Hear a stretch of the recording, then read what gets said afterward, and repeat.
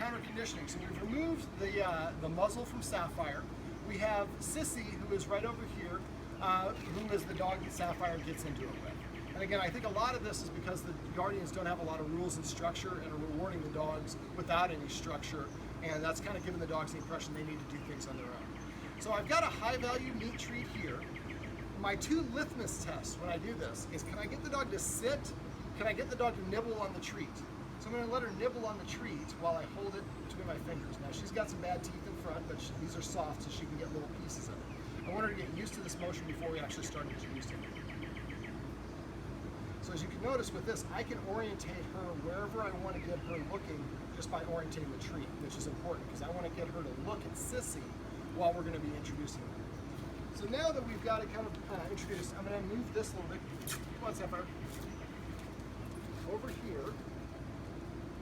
We want to, counter-conditioning is a technique where you want to introduce whatever the stimulus is, in this case Siss-e, that the dog doesn't like, in a controlled situation.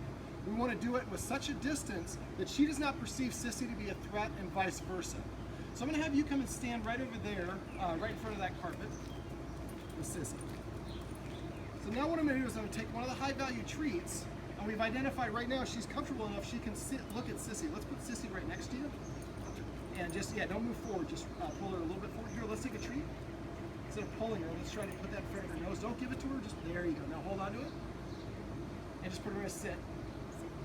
There we go. And you're not going to give it to her. We're just going to hold on to that just so you... Oh, I should hold on to it? Yeah, this one you're just going to let her sniff it so she knows you have something. And we're not going to give it to her. That's good. You got her attention. So now while she is looking in this direction, now stand up straight. There you go. All right, now she's begging, she wants the treat. What I'm going to do is I'm going to orientate Sapphire so she is looking at Siss-e while she's getting a high-value reinforcer, in this case the Tricky Trainer liver flavored training treat. So while she's looking at Siss-e, something good is happening to her. She's getting this good delivery. All right.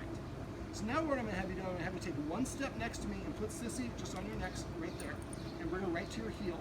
Now put her in a sit and give her that treat. Now I'm going to do the same thing with Sapphire. So again, I'm orientating. Let's bring her over here, try to put her in a sit. All right, now stand up straight. All right, so now I'm letting her look at Siss-e from a closer distance.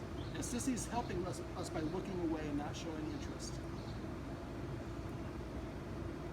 Now we're accelerating this faster than you probably will do.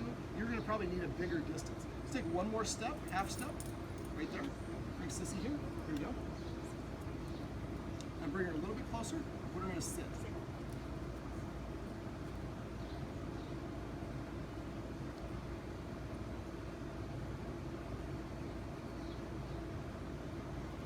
Now I can see that her pupils are not dilated.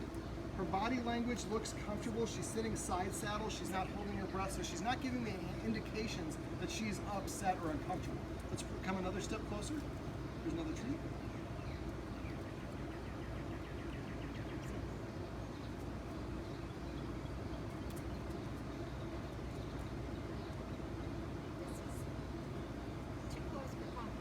Well, Siss-e's a little bit concerned, so Siss-e wants to move away. Siss-e, come. Come, sit, sit, sit. Now she's breathing heavy. Now part of it might be we're in the sunlight, but this is also a sign of stress when a dog is breathing heavy. So this is a little bit stressful. Now, the fact that she's giving her back to Sapphire tells me that she's not really worried about her striking right now, because a dog would not give its back to another dog if that was the case. So let's go ahead and shuffle a little bit closer.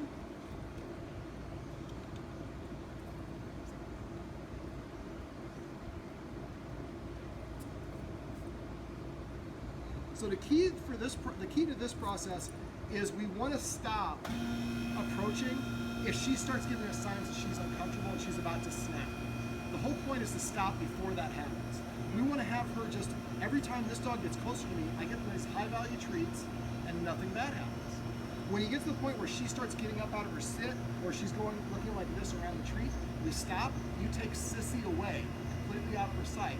Come back, we give her a little bit of playtime, a little bit of interaction so she feels good, and then we just go back to about doing whatever we're doing. This is going to be a process that's going to probably take you a week or a couple of weeks to do, with gradually getting them closer and closer together. But the idea is they practice being in proximity when nothing bad is happening to her. She's actually having something good happen to her. Nothing as bad is happening to her. She sees that you're controlling the situation. Both dogs see that. Sit. So they feel more comfortable in your guidance and your leadership, so then they don't have to take care of it amongst themselves. All right.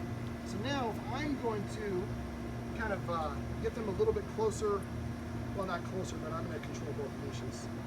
So I'm going to stand up, so I'm in the authority figure position first. Now I'm going to have you come and stand just right over here. You're kind of lending a little bit of moral support towards her. So she's not staring. Again, she's a little uncomfortable here. Her ears are back. She's breathing a little heavy, so we know she's under a little bit of stress. But this is good practice. Sissy, sit.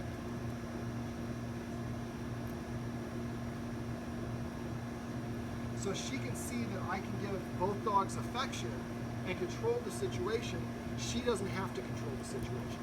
Now Sissy, again, is clearly, she's been on the receiving end a couple times, so she's a little bit fearful. So you might actually have to do the same process with her getting the treats, where Sapphire is gradually the one that's approaching her. But this is a great process because it helps create a positive association with whatever the stimulus is, in this case, Sissy. Now the next steps that I would do is, how often do you walk? I typically try to walk a couple times, 2-3 times a week. Okay. Not every day, like I should. Do you walk these two together? I have. Okay. So we're going to go ahead and wrap this little segment up, and we're going to come back and we're going to do a segment on walking together with these two dogs who are walking next to each other.